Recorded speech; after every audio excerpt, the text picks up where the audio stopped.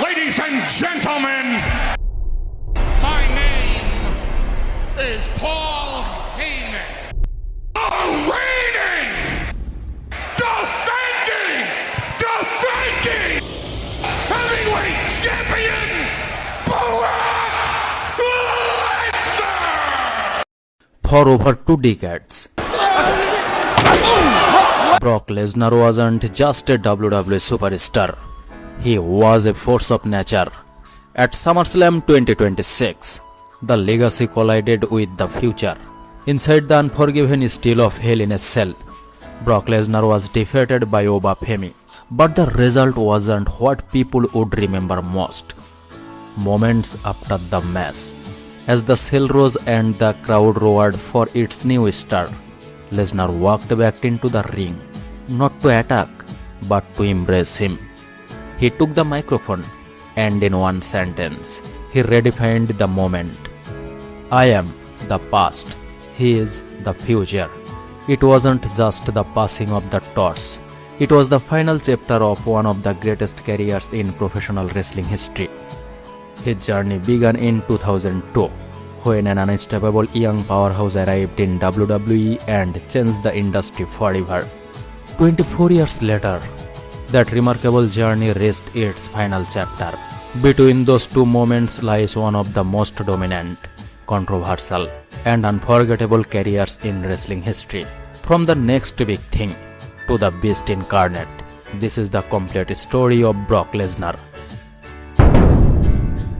Everything began on March 18, 2002. Alongside Paul Heyman, Brock Lesnar exploded onto Monday Night Raw, storming into the ring and destroying everyone in his path. It wasn't just a debut, it was a statement. That night, Heyman introduced him with 4 words that would define an entire era: the next big thing. And Brock Lesnar proved him. In just a matter of months, he bulldozed through WWE, on the king of the ring, and shocked the world by defeating The Rock at SummerSlam to become the youngest WWE champion of his generation. Only 126 days after his television debut, his dominance continued with unforgettable battle against The Undertaker, Kurt Angle, and Big Show. Including the night, he literally collapsed the wrestling ring. For a while, Brock Lesnar looked untouchable, but just as he reached the absolute peak, a championship loss, a controversial showdown with Goldberg at WrestleMania XX, and then, in one of the most shocking decisions in wrestling history, Brock Lesnar walked away from WWE after only 2 years. Leaving WWE didn't mean Brock Lesnar was finished with professional wrestling. Instead of disappearing, he took his talent to New Japan Pro Wrestling, where he made an immediate impact. In his very first match, Brock Lesnar captured the IWGP Heavyweight Championship at the Tokyo Dome, proving that his dominance wasn't limited to WWE. Because of an ongoing legal dispute with WWE, he was even forced to rename his iconic F5. Lesnar successfully defended the championship against some of Japan's biggest stars, but controversy soon followed. Visa issues kept him from returning to Japan, and NWGP stripped him of the title, although Lesnar refused to hand over the championship belt. Nearly a year later, he finally lost the title to Kurt Angle, and then, without warning, the ring fell silent. Brock Lesnar was gone. But he hadn't disappeared. He had simply found a new case to conquer. In 2007, Brock Lesnar signed a one-fight contract with the Ultimate Fighting Championship. No script here, no finishes planned in advance. Just 2 men, and whoever refused to break fast. His debut did not go as planned. Frank Mir cashed him in a knee bar in under 2 minutes. The next big thing had just been humbled in his first real fight. Brock Lesnar rebelled. He dominated Heath Herring, then battered Randy Couture into a TKO to become UFC heavyweight champion. Then, at the height of his power, his body turned against him. A hidden case of diverticulitis had nearly killed him. Emergency surgery, a perforated intestine, a recovery few thought he had come back from. He came back anyway. At UFC 116, Shin Carwin dropped him early and battered him for an entire round. Lesnar should have been finished. Instead, gasping for air, he survived, took Carwin down, and locked in a choke to become the undisputed champion. That was one of the greatest comebacks in UFC history. The reign didn't last. Cain Velasquez ended it by TKO. More surgery followed, and on December 30, 2011, Alistair Overeem finished him with a single liver kick. Brock Lesnar walked away from MMA. Tonight was the last time you will see me in the octagon, he said. For a while, it was. After nearly 5 years away, Brock Lesnar made his long-awaited WWE return on April 2, 2012, comforting John Cena on Monday Night Raw. It was more than just a comeback. It was the arrival of a far more dangerous beast.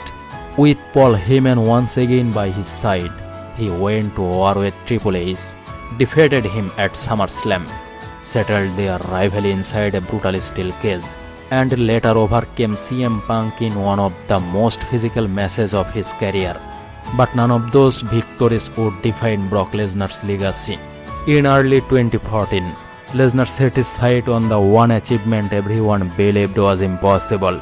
At WrestleMania XXX, he stood face to face with The Undertaker, a man who had never lost on WWE's grandest stage. For over 2 decades, the streak had survived every challenger. Then, in one unforgettable night, Brock Lesnar ended it. The result is 21-1. The crowd sat in stunned silence. Around the world, friends struggled to believe what they had just witnessed. From that moment on, Brock Lesnar was no longer simply the next big thing. He became the conqueror, the man who accomplished the impossible. Ending the streak changed everything. Brock Lesnar was no longer just WWE's most dominant superstar. He had become its most feared attraction.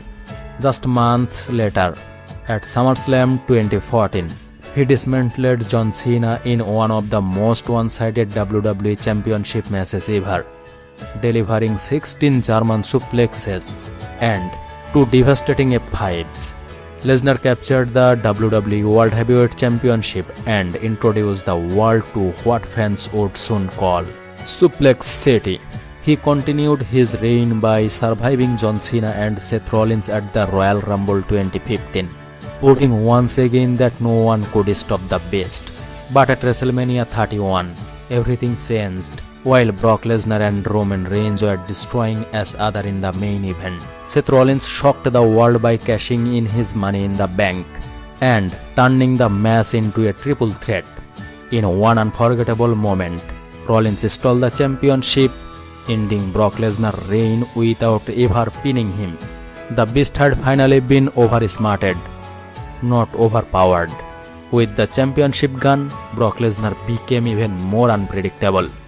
His rivalry with The Undertaker reunited in 2015, leading to one final chapter inside Hell in a Cell. After years of war, Lesnar defeated The Undertaker in a brutal classic, bringing one of WWE's greatest rivalries to an end. Then, for one night, the Beast left WWE behind entirely. On July 9, 2016, WWE granted Lesnar a one-time release to step back into the octagon at UFC 200, facing Mark Hunt. He battered his way to an unanimous decision, collecting a record-breaking payday in the process. But the win didn't last.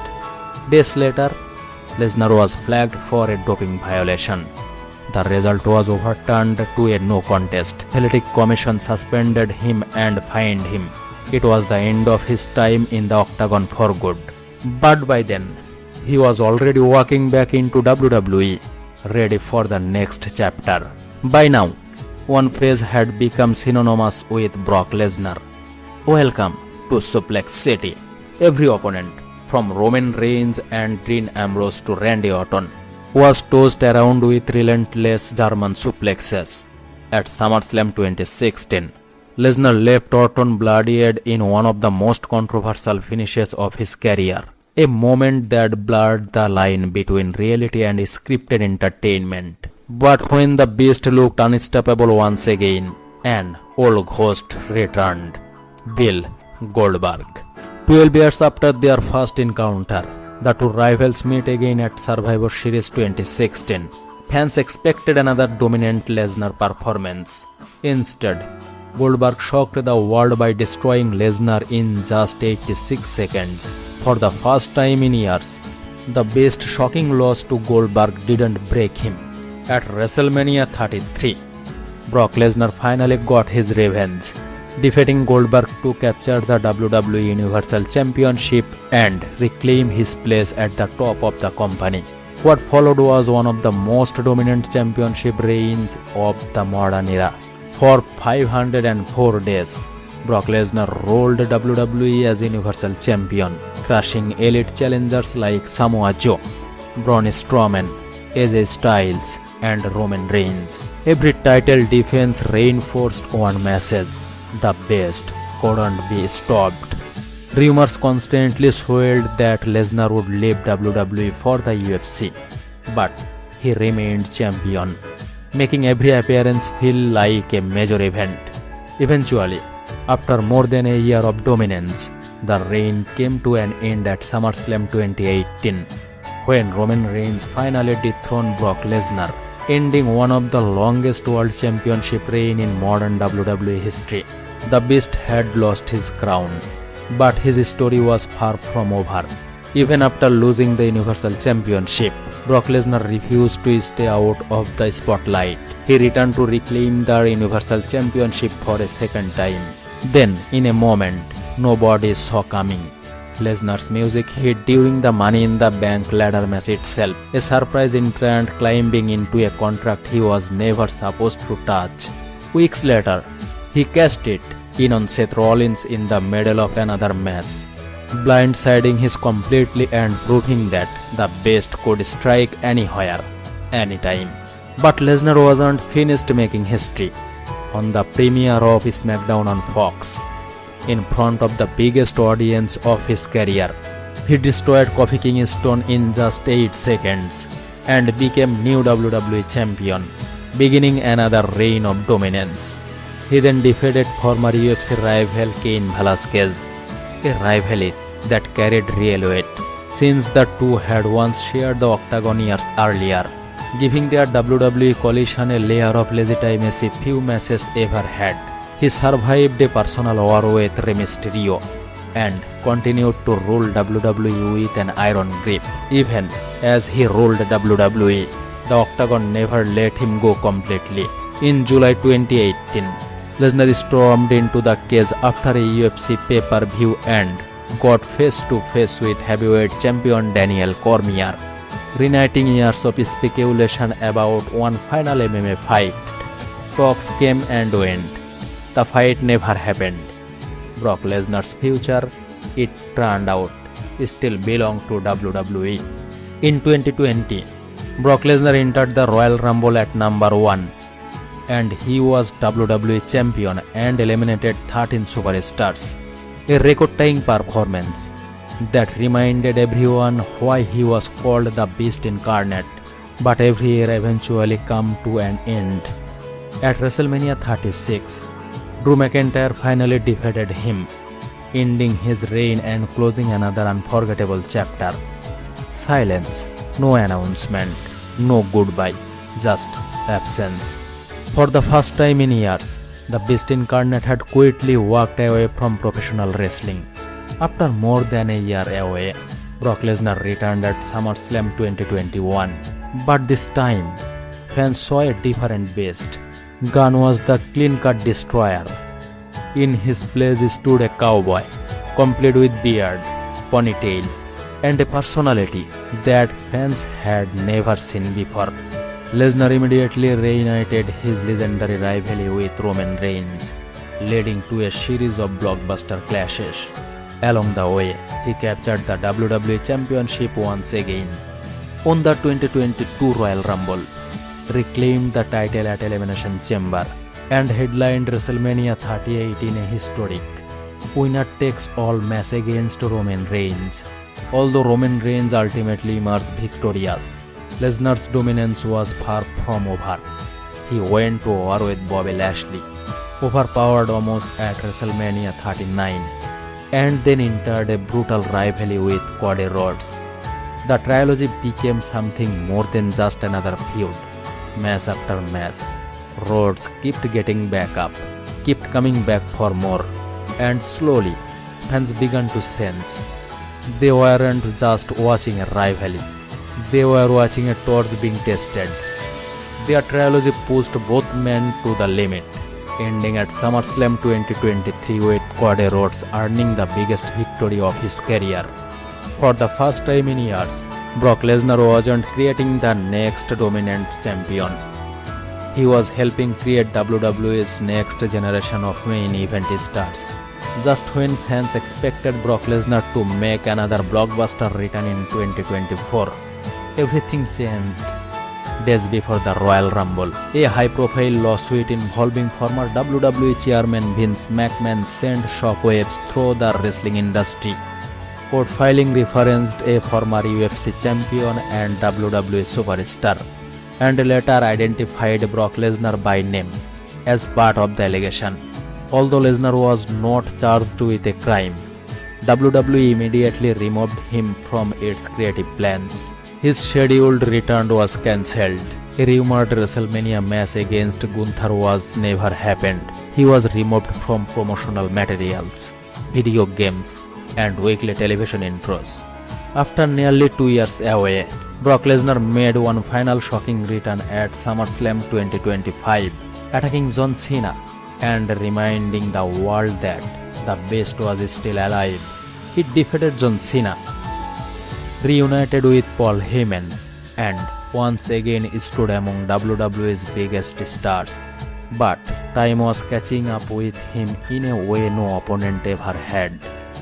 In 2026, Lesnar accepted an open challenge from the rising powerhouse Oba Femi. Their first clash at WrestleMania 42 ended in a stunning upset. Oba Femi defeated Brock Lesnar. After the match, Brock Lesnar left his gloves and boots in the ring, embraced Paul Heyman, and walked away, leaving the wrestling world wondering if it was the end. But it wasn't. One final battle remained. The two meet again inside Hell in a Cell at SummerSlam 2026. This time, Oba Femi defeated Brock Lesnar once and for all. After the match, there was no anger, only respect. Lesnar embraced Femi and delivered one final message: "I am the past and he is the future."